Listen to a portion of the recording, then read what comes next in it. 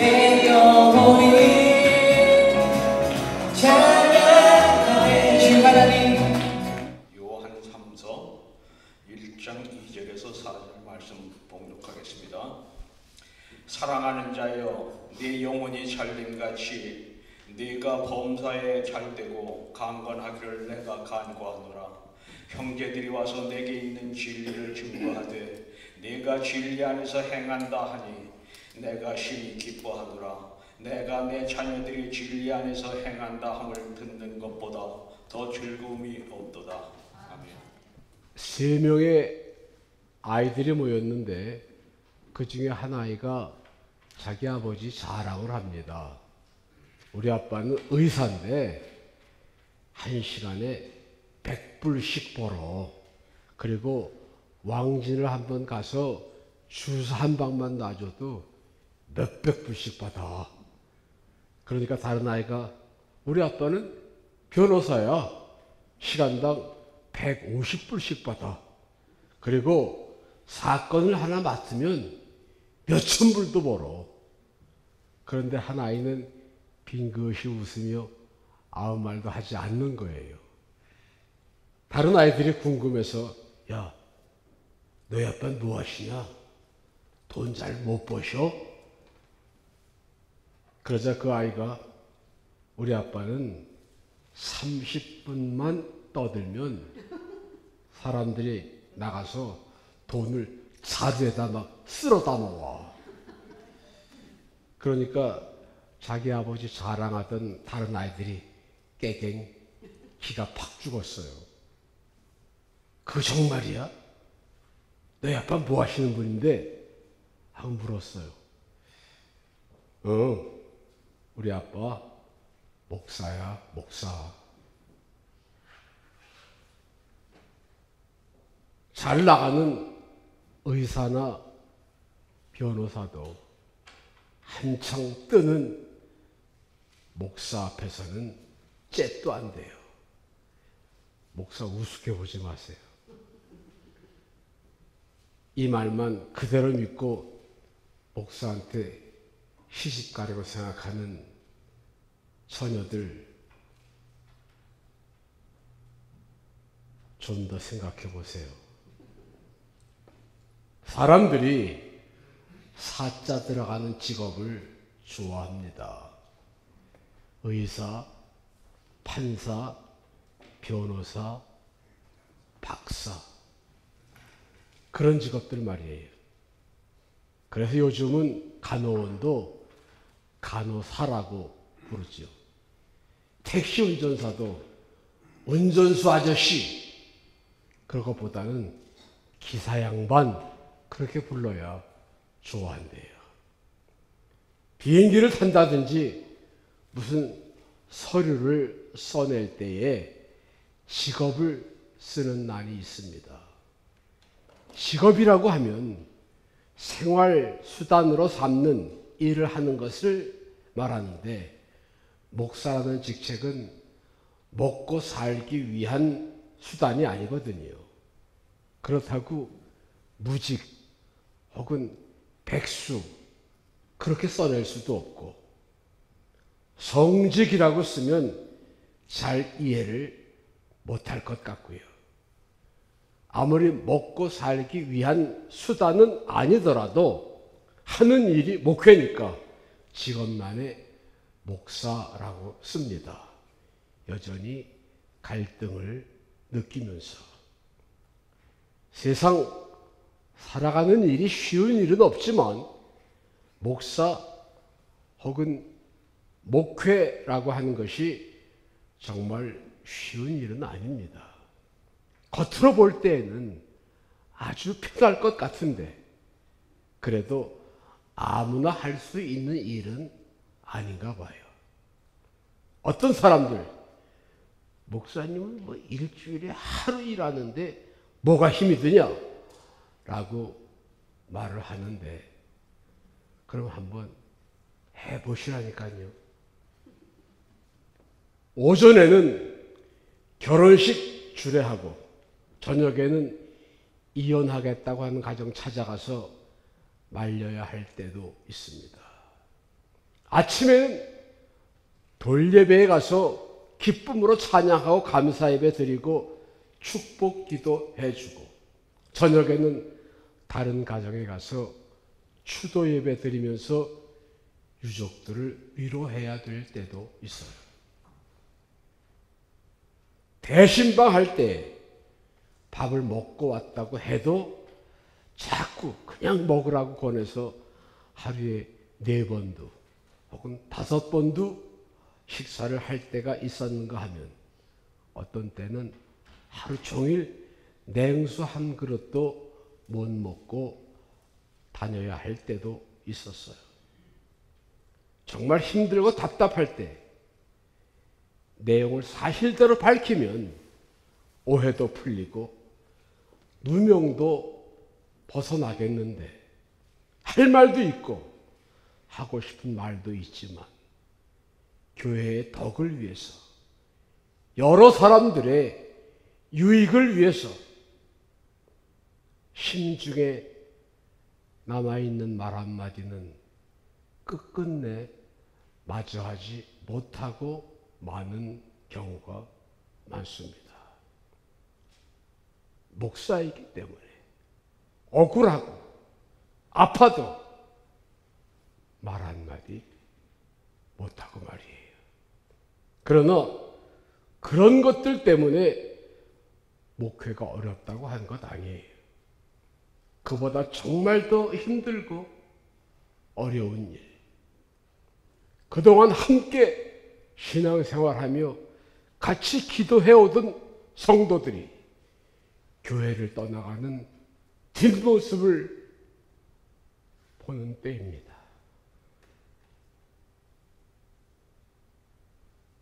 새신자 한 사람이 교회를 나오면 돌아가셨던 할아버지가 살아오신 것만큼이나 반갑고 기쁜 데 비해서, 그런 성도들이 교회를 떠나갈 때 그 아픈 심정, 아무도 이해할 수 없는 목사의 괴로움이에요. 부모가 되어 봐야 부모 속을 이해할 수 있다고 하잖아요. 그 자식들이 언젠가는 부모가 될 테니까요. 그런데 여기에 이 다음에 목사가 될 분들은 안 계실 테니까 목사의 고충은 계속 모르실 거예요.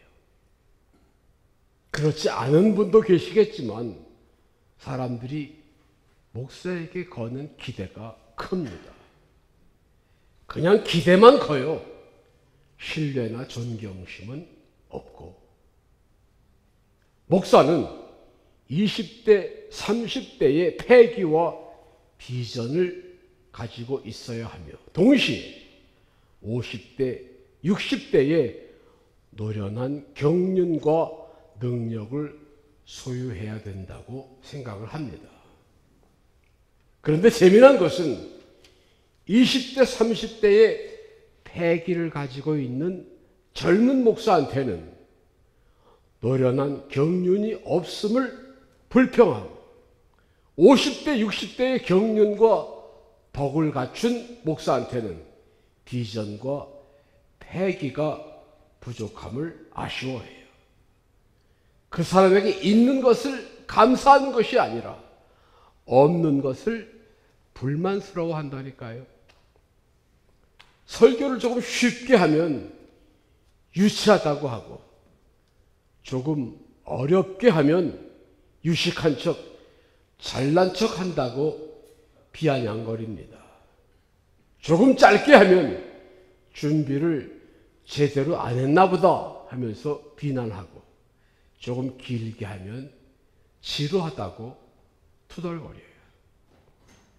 그래서 설교는 30분을 넘지 않아야 하는데, 그 30분 설교 내용 중에 구원, 은혜, 사랑, 축복, 승리, 천국의 소망 등이 다 포함되어 있어야 하고, 또 죄에 대하여 지적하되 듣는 사람들이 상처가 되거나 부담이 되지 않도록 해야 한대요. 항상 기도하고 거룩한 삶을 위해서 골방을 떠나지 말아야 하며 성도들의 필요와 아픔을 위해서 언제나 성도들 곁에 있어주는 신방 목사가 되어야 한다고 기대를 합니다. 이런 말을 들으면서 나는 한 번도 목사님에게 그런 요구를 해본 일이 없습니다 라고 생각하시겠지만 입 밖에 내지 않았을 뿐 누구나 다 그런 마음을 가지고 있어요. 그래서 목회하기가 어렵다는 거예요. 벌써 2020년 6월에 접어들었습니다. 우리 베다니 교회가 창립된 지 39년째 되었네요. 제가 목사로 안수를 받은 지는 42년 되었고요. 지나간 세월을 돌이켜보면 부족함과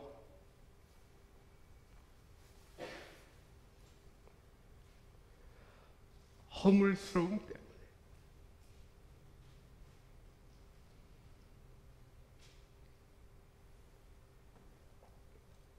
부끄러울 뿐입니다. 그래도 탓하지 않으시고 여기까지 올 수 있도록 붙잡아 주시고 지금까지 인도해 주신 에베네셀의 하나님께 감사를 드립니다. 나의 나된 모든 것은 오직 하나님의 은혜입니다. 그리고 이 시간까지 여러분들 40년 가까이 혹은 30년, 20년 짧지 않은 세월 동안 목회자의 사역의 동역자로 한 믿음 안에서의 형제 자매로 그리고 머나먼 천국 순례길의 동반자가 되셔서 저와 함께 고와락을 함께 해주신 베다니 가족들 1년, 3년 기간이 문제가 아니라 오늘 이 자리에서 함께 예배를 드리는 모든 성도님들 진심으로 감사를 드립니다. 누구보다도 허물이 많은 저를 오늘까지 받아주시고 참아주시고 위해서 기도해 주셔서 오늘 제가 이 자리에 있을 수 있음을 고백합니다. 완전한 사람이 없겠지만 특히 저는 부족함이 많아서 여러분들의 기도와 협력이 절대적으로 필요합니다.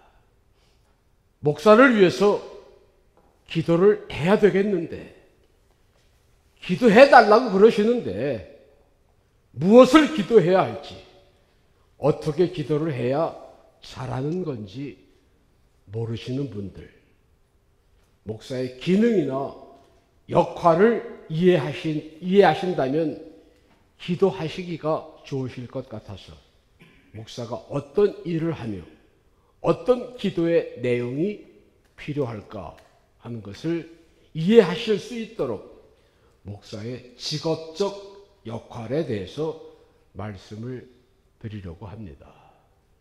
먼저 교사로서의 목사를 생각할 수 있습니다. 일명 교육 목회라고도 하죠. 교사로서의 목사 정말 쉽지 않은 일입니다. 중학교 3학년이나 혹은 초등학교 5학년이다. 그러면 잘하고 못하고의 차이는 있지만 대개 나이나 실력이 비슷한 수준의 학생들이 함께 모여서 반을 이루잖아요. 그런데 교회는 최고의 지성이라고 하는 대학 교수도 있고 가방끈이 아주 짧은 사람도 있고 교회를 수십 년 다닌 사람이 있는가 하면 이제 갓 나온 사람들, 거기다가 미국에 오래전에 이민 온 사람, 엊그제 이민 온 사람, 형편과 사정이 각각 다 달라요. 나이도 할아버지 할머니를 위시해서 50세대, 신세대, X세대, N세대, 그 차이가 엄청난 사람들이 다 한반이에요. 그리고 일반 학교는 시대가 변하고 세월이 흐르면서 교과서가 그때그때 다양하게 변화되고 새로 나옵니다.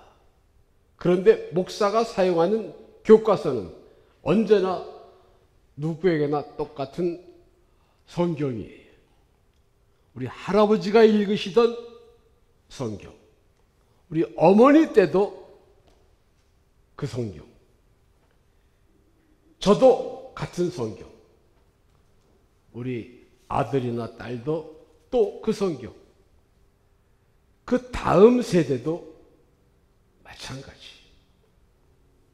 교과서를 다 떼고 새로운 교재를 가지고 공부를 해야 흥미도 있고 좀 힘이 나고 재미가 날 텐데 맨날 그 책만 가지고 말씀을 들으려니 좀 따분하기도 하고 지루하기도 하죠. 교회를 조금 오래 다니신 분은 본문만 딱 듣고 제목만 딱 알아도 오늘은 목사님이 무슨 설교를 하시겠구나. 설교하기도 전에 벌써 이미 다 알아요. 그리고는 앉아서 딴 생각하지요. 학교에서는 어느 일정 기간을 지나면 월반이라고 하는 것을 합니다. 2학년이 3학년이 되고요. 중학과정을 마치고 졸업하면 고등학생이 됩니다. 그리고 1학년에서 올라오는 학생들은 처음이니까 이미 1학년을 끝마친 학생들이 배웠던 똑같은 내용을 가르치면 됩니다. 그까이 쉽지요. 그러나 교회는 월반이나 졸업이라고 하는 것이 없잖아요. 교회 처음 나온 사람이 있는가 하면 어떤 사람은 5년, 10년 혹은 그 이상도 아주 오랫동안 교회를 나오신 분들이 계세요. 여전히 모두 다 한반이에요. 작년에 교과서대로 하려다 보니까 작년에 있던 사람들은 월반을 해야 되는데 그대로 다 앉아있네요. 그렇다고 억지로 졸업을 시킬 수도 없고 매번 새로운 말씀을 전하려니 처음 들어온 학생들 이해를 못해서 따라오지를 못하고 그게 쉬운 일이 아니라 그 말이에요. 학교에서는 말 안 듣고 공부 지질이 못하는 학생들은 낙제를 시킵니다. 가르칠 것 다 가르쳤는데 자기가 못 따라오는 것 어떻게 해요? 그런데 교회에서는 못 따라오는 사람이라고 낙제시킬 수 없잖아요. 한 사람이라도 낙제를 하면 그건 그 사람이 게으르고 머리가 나빠서가 아니라 목사의 책임이거든요. 우리 교회에 보내주신 성도, 목자에게 맡겨진 양떼 중 한 사람이라도 잃어버리지 않고 다 천국에 데리고 가도록 얼마나 조심하고 신경을 써야 하는지 당신은 모르실 거야. 아세요? 배고픈 것, 추운 것, 피곤한 것, 힘든 것, 그런 문제가 아니라니까요. 그러면 교사로서의 목사가 그렇게 힘들기만 한 직책이냐? 그건 아닙니다. 세상에 보람 있는 일이 많겠지만 그 중에 보람 있는 일이 목사의 사역이에요. 본래 잘난 사람들 말고 아무 쓸모 없다고 생각되던 사람들, 아무도 반겨준 사람이 없는 사람, 그런 사람들에게 구원의 비밀을 일깨워주고 진리를 가르쳐서 새로운 피조물로 다시 태어나서 기쁨과 소망 가운데 살아가는 모습을 보는 것처럼 대견스럽고 보람된 일이 또 있을까요? 그건 목사가 할 수 있는 목사의 자랑이에요. 영광이요. 목사의 면류관입니다. 예수님께서는 한 영혼을 천하보다 귀하다고 하셨는데 바로 그 천하보다 귀한 한 영혼에게 진리를 가르쳐서 그 영혼이 구원받고 거듭나서 하나님의 자녀로 승리롭게 살아가는 모습을 보는 것처럼 의미 있고 즐거운 일이 어디 또 있겠어요? 한번 잘못 길들여진 나쁜 버릇도 고치기가 쉽지 않은데 일생을 통해서 굳어져 버린 인간, 고집스럽게 미련하게 살아온 인간을 통째로 바꾸는 일이 어디 쉬운 일이겠느냐 그 말이에요. 그러나 어려운 만큼 말씀을 잘 가르치고 지키게 하여 천국을 소망하며 하나님의 자녀로 기쁘게 살아가는 모습을 보게 될 때에 그 성취감과 보람은 다른 어느 것과도 비교할 수 없을 만큼 큰 것입니다. 그래서 힘들어도 교사로서의 목사, 교육 목회가 중요한 거예요.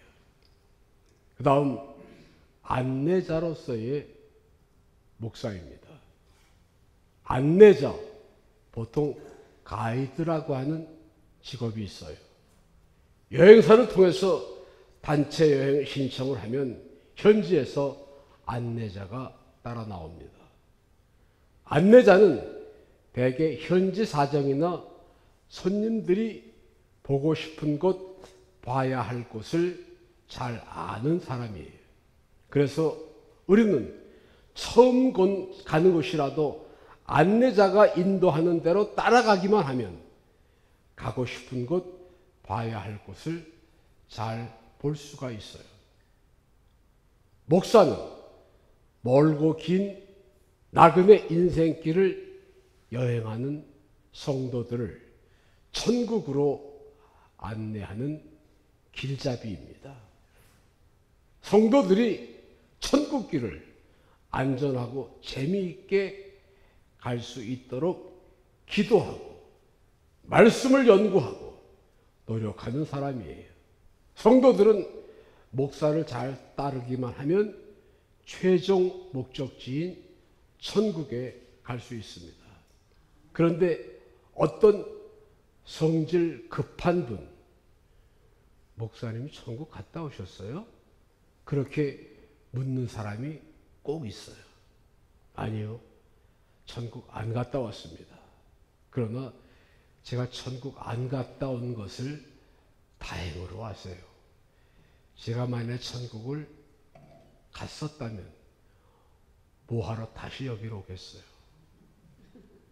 그냥 천국에 있지. 그렇게 대답하려다가 말았어요. 제가 비록 천국에 갔다 오지는 않았지만 성경 말씀의 가르침을 통해서 천국길을 자세히 안내할 수가 있거든요. 그냥 안내자 목사를 믿고 따라오시면 돼요. 여행자들이 생각할 때에 저 길로 가면 더 빠르고 쉽게 갈 수 있을 것 같아요. 그런데 왜 우리 안내자는 굳이 험하고 멀리 돌아가는 길을 택해서 가는 거야? 그렇게 불평이 나올 수 있어요. 그래서 슬쩍 딴 길로 빠지는 사람들 없지 않습니다. 그 순간 더 재미있고 더 빠르게 지름길, 편한 길로 가는 것 같은 생각이 들 수가 있어요. 빠져나오길 잘했지. 역시 난 머리가 좋아. 그러나 문제는 전체 여행 계획을 가지고 있는 안내자의 영역을 벗어났기 때문에 최종 목적지에까지 도착하는 것은 훨씬 늦을 수 있거나 끝내 도착을 못할 수도 있다는 거예요. 처음 가는 여행길에는 안내 책자에 소개된 대로 그리고 안내자의 뒤를 따르는 것이 가장 안전합니다. 어느 관광지에든지 그 지역을 자랑하거나 소개하는 책자가 있습니다. 그 책자를 보면 그곳에 무엇이 유명한지, 뭘 봐야 하는지를 잘 알려주고 있어요. 그런 책자를 보면서 안내자의 안내를 받으면 훨씬 더 빠르고 실수하지 않고 바르게 갈 수 있어요. 천국에 대해서 자세하게 안내하는 책자, 성경입니다.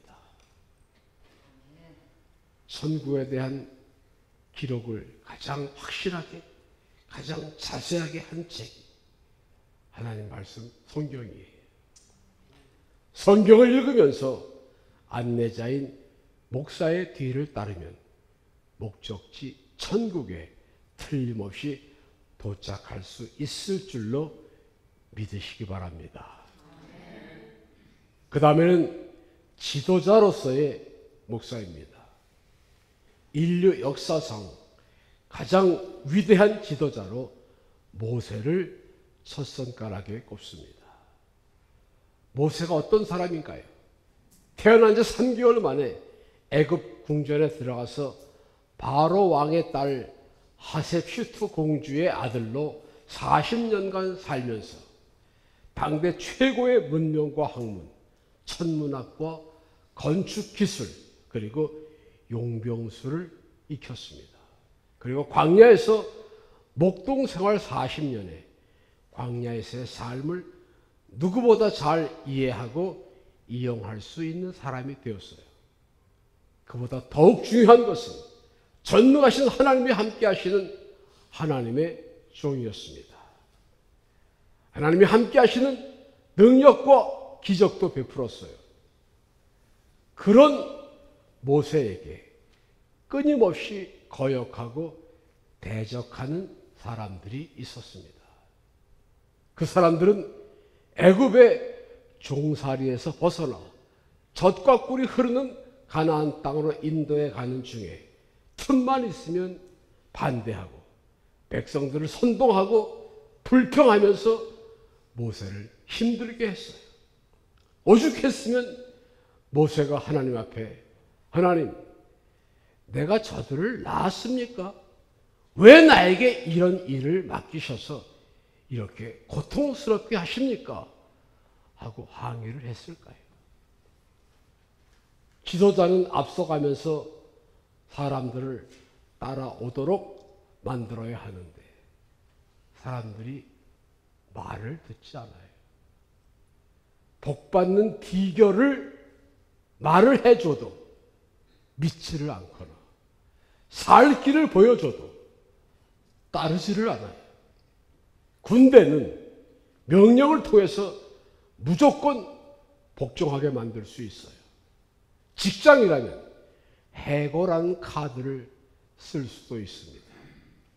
그러나 교회는 성도들이 믿음으로 따라주지 않으면 목사가 할 수 있는 일이 없어요. 그렇다고 안 따라오려거든 말아라. 저 손해지 뭐 하면서 혼자 갈 수도 없잖아요. 거기에 지도자 목사로서의 고민이 있습니다. 어려움을 어떻게 해볼 수 없는 고충과 아픔이 있어요. 그래서 그 문제를 해결하기 위한 자기와의 끊임없는 고독한 싸움을 해야 합니다. 사람들이 신뢰하고 기쁨으로 따라올 수 있도록 영적 지도력을 키우기 위해서 말이에요. 사람들이 진실한 목사를 존경합니다. 그러나 따르지는 않아요. 유능한 목사 따라갑니다. 이성적으로는 나를 위해서 하는 말이라고 하는 것을 알면서도 감정이 함께하지를 않기 때문에 바른 말하는 목사 좋아하지 않습니다. 그 말씀을 통해서 가정이 평안하고 사업이 순탄하고 육신이 건강을 회복해도 그 바른 말을 해준 사람에게 감사하기보다는 자기가 어려울 때 약점을 알고 있는 목사를 오히려 부담스러워하고 멀리합니다. 인간들이. 그러나 부모님들이 아무리 힘들고 고달퍼도 자식들이 성공하고 잘 되면 모든 시름 다 잊고 보람을 느끼듯이 성도들이 영혼이 잘됨 같이 범사가 잘 되고 강건하면 목사는 그것으로 오케이. 목회가 아무리 어렵고 외로워도 성도들이 예수 믿고 변화돼요. 구원의 기쁨과 감격 속에 성의롭게 살아가는 모습을 본다면 오해를 받아도 힘이 들어도 욕을 먹어도 목사는 그것으로 충분합니다. 오늘 본문 말씀 사도 요한의 말씀이 바로 그런 말이에요. 형제들이 와서 내게 있는 진리를 증거하되 네가 진리 안에서 행한다 함을 듣는 것보다 들으니 내가 심히 기뻐하노라. 내가 내 자녀들이 진리 안에서 행한다 함을 듣는 것보다 더 즐거움이 없도다. 제가 무엇을 얻어서가 아니고 뭔가를 이루었기 때문이 아니라 목사가 된 것을 감사하게 생각합니다. 저같이 부족하고 못난 사람을 불러주셔서 종을 삼아주신 하나님께 감사하고 있습니다. 그리고 주님께서 하늘나라로 부르시는 그날까지 누가 뭐라고 하더라도 다른 사람 어찌든지 선한 싸움 싸우고 달려갈 길을 마치고 믿음을 지키기로 다시 한번 다짐을 합니다. 지금까지 함께 해주신 사랑하는 배단위 성도 여러분, 앞으로도 계속 주님과 함께 그리고 저와 같이 천국길의 길동무가 되어주시기를 소망합니다. 물론 비가 오는 날도 있겠지요. 추운 날도 있을 것입니다. 바람 부는 날도 있겠지요. 어두운 밤길을 걸어야 할 때도 올지 모릅니다. 가파른 언덕길을 올라가야 할 때도 있을 수 있어요. 그러나 실망하거나 중단하지 않고 포기하지 않는다면 우리는 언젠가 반드시 천국이라고 하는 목적지에 도달할 수 있게 될 줄로 믿습니다. 그날에 의로우신 재판장이신 우리 주님께서 우리에게 주시려고 의의 면류관, 생명의 면류관과 영원한 처소를 예비하시고 기다리고 계십니다. 할렐루야. 기도하시겠습니다.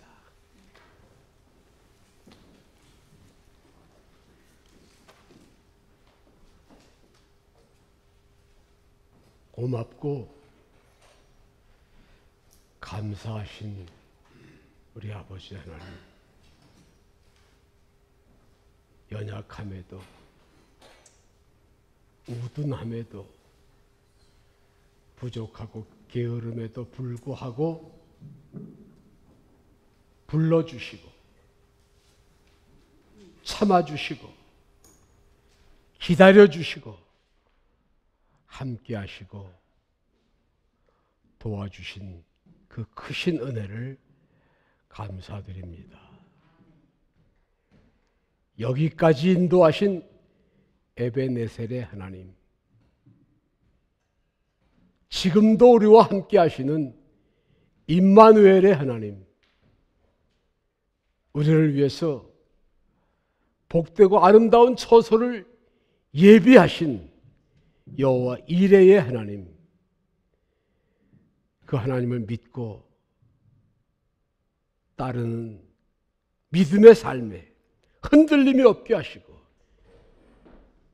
중단함이 없게 하시고 포기함이 없게 하셔서 영원한 하나님의 나라에까지 할렐루야 기쁨으로 도달할 수 있도록 성령님 인도하시고 함께해 주옵소서.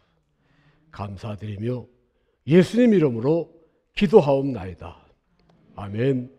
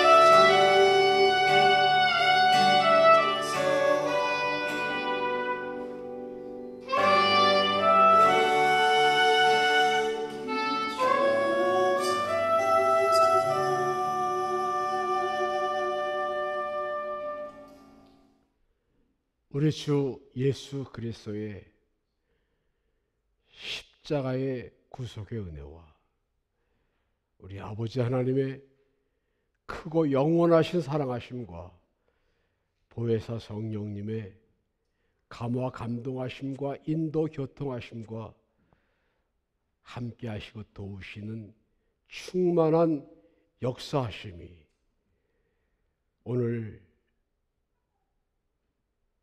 복되고 거룩한 주님의 날을 맞아 주님 전에 나와 예배드리며 영상으로 예배 참석하는 모든 성도들과 저들의 가정들 위해 이제부터 영원까지 함께 하시기를 간절히 축원하옵나이다. 아멘.